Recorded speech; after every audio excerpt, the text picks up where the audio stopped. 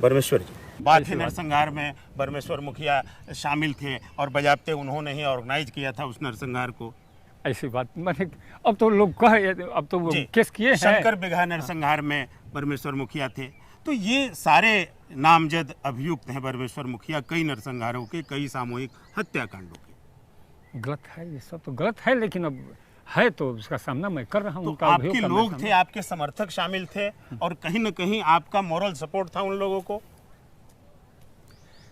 देखिए कि हम किसी का गलत रास्ते पर जाने के लिए मैं मोरल सपोर्ट नहीं देता था, लेकिन ये जरूर मैं कहता था कि तुम गुलबंदर हो, यदि उग्रवादी तुम पर हमला करे, सामना करे, तो तुम उसको उसी रूप में तुम जवाब दो, लेकिन ताकि वो समझे। बथानी टोला में जो लोग मारे गए वे सारे के सारे उग्रवादी थे, बच्चे भी थे, मासूम भी थे। ऐसी बात कैसे हो सकती? तो आपने कभी विरोध किया ऐसी हत्याओं का, ऐसे नरसंहारों का, जहां उग्रवादियों को मारने की बात आप जो कह रहे हैं समझ में आती है, लेकिन गरीब लोगों को मार देना, बीत गई सो बात गई, वक्त अब आगे की बात आगे की बात की जाए। लेकिन हम जब बात आपसे कर रहे हैं चलते चलते में, तो ये जरूर मायने रखता है कि जो बातें गुजर भी गई और जहां जो सच था उस सच को भी आज सामने रखा जाए। तो सच है ही, मान लिया जाए कि मैं किसान को गोलबंद करता था, कौन लड़ रहा है, कहाँ शस्त्र, पुलिस लोग पूछ रहे, जब अरेस्ट हुआ था तो एसपी या आईजी तकले हमसे पूछे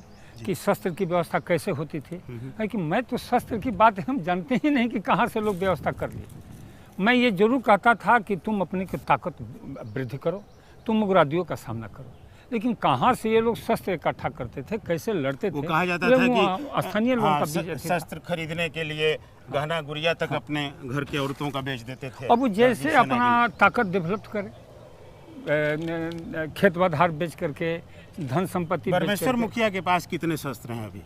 एक भी नहीं है, एक भी नहीं। आज हमारे 3 लाइसेंसी हथियार जी हमारे पास, जिसमें एक हथियार जो बंदूक है वो पकड़ा गया है, 2 है जो उसको हम तुरंत जमा करने वाले हैं लाइसेंस, रिवॉल्वर है और राइफल, तीनों हमारे नाम से लाइसेंसी है। मैं उस दोनों को तो रद्द हो गया, अब उस दोनों को एसपी साहब से भी मैं आश्वासन दिया हूं कि मैं वो जमा करवा दूंगा। और एक जो बंदूक जब्त हुई, वो क्यों जब्त हुई? वो मैं क्या आरोप था? जे उसका क्या ऐसा इस्तेमाल हुआ कि जब्त करना पड़ा? उसका वो लोग नाड़ी में नाड़ी में पकड़ा, नाड़ी जो हत्याकांड हुआ है। हाँ, हत्याकांड, हाँ हत्याकांड नहीं, वहाँ पर शस्त्र का हुआ, हाँ वहाँ पर हुआ जी। तो उसी आरोप में वो शस्त्र वहाँ पर जब्त है। तो अब जो है परमेश्वर मुखिया इस बात को कहीं ना कहीं जाहिर करना चाहेंगे कि कोई एक, मान लीजिए कि एक होता है कि मीटिंग करके एक योजना बनाई जाती है, कोल्ड मर्डर जिसको बोलते हैं, उस तरह की घटनाएं होती हैं। एक घटनाएं होती हैं कि साहब संग्राम छिड़ा हुआ है, एक आधार उधर है, जनाधार एक जनाधार इधर है। तो ऐसे में मुखिया जी जो है भाषण भी किया करते थे, क्योंकि कई जगह घटनाएं इस रूप में भी आई कि वहाँ आप गए थे, आपने भाषण किया, उसके बाद जब मैं फरार हो गया, अनेकों मुद्दाले बनाए गए, तो वहाँ पर भाषण देने का तो प्रश्न आया नहीं। जब वहाँ पर पटल पाते, मंच लगता, तो लगने का तो सवाल अब है नहीं। कुछ गोपनीय भाषण, कुछ लोगों के बीच में भाषण, हाँ, जब संगठन रहती है तो गुप्त बैठक होती थी जी, और उसमें मैं अपना विचार देता था लोगों को। तो मोरली मतलब आप कैसे लोगों को जगाते थे, या फिर वो? देखिए, जगाने की बात तो ये उग्रवादी तो ऐसे काज कर रहे थे कि स्वतः लोग जगा हुआ था, मुझे बटोर देना था, एक जगह इकट्ठा कर देना, सो इकट्ठा हो गया। अकेले लोगों की विश्वास हुई, अकेले मुखिया जी, लोगों की विश्वास हुई। मुखिया जी के साथ एक जमात भी थी जो बहुत खास लोग थे, कोर, हार्डकोर जिसको बोलते हैं। जरूर निश्चित कुछ कोड हार्डकोर रहते होते हैं, कहीं किसी भी, या राजनीतिक दल हो या शस्त्र का भी भाषा बोलने वाले चाहे थे, तो कुछ होते हैं, कुछ आते जाते रहते हैं, होते ही हैं। तो वे लोग अभी बाहर हैं या जेल में हैं? सब कोई बाहर तक करके सब कोई है, सब लोग बाहर हो गए। मुखिया जी एक पढ़े लिखे इंसान हैं, आपने पढ़ाई की, प्री यूनिवर्सिटी किया, BA पार्ट 1 किया, BA पार्ट 2 में शायद आप थे, तब तक पढ़ाई आपकी छूट गई।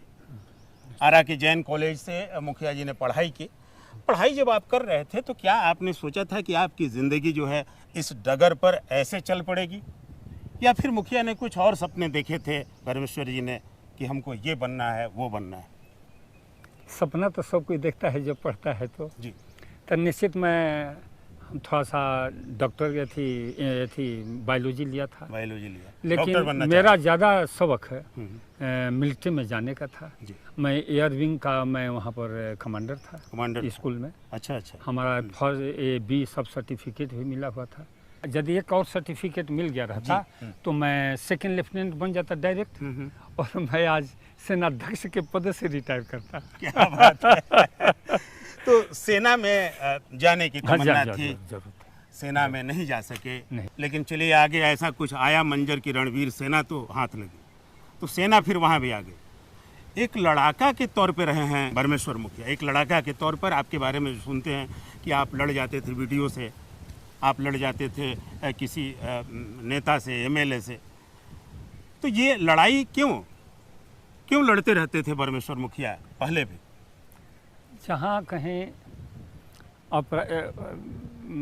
भ्रष्ट थे अफसर होते थे, हाँ। निश्चित वहाँ पर मुझे अजब कि ये इस तरह से ये भ्रष्ट करे और मैं यहाँ पर हूँ। मैंने भ्रष्टाचार को एकदम देख के आग लग जाती थी, आग लग जाती थी शरीर में, बदन में आग लग जाती थी, गुंडे तत्वों से आग लग जाती थी। गुंडे तत्वों का भी मैं सख्त विरोध करता था। मैं खदेड़ता था गुंडे तत्वों को। अपने गांव में का जेवार में भी नहीं रह पाते थे लोग। हाँ, हम ऐसी बात नहीं, अपने मोरली तो हाँ ये सोच, मोरल से ये सोचिए चेतना आज मैं क्यों? फ्री चल रहा हूँ जी आज मैं फ्री चल रहा हूँ, कोई शस्त्र हमारे पास नहीं है। जानते हैं कि मैं हजारों दुश्मन हैं, जी बिल्कुल, लेकिन एकदम फ्री चलते हैं, कोई मुझे ताकत नहीं रोक सकता। डर नहीं है जान, एकदम जरा सा भी नहीं लगता है कि मार देगा कोई? ना कोई कुछ नहीं, कैसे मार देगा? हमारे पास इतना ताकत है कि देखते ही वह आधा बल हमको दे देगा।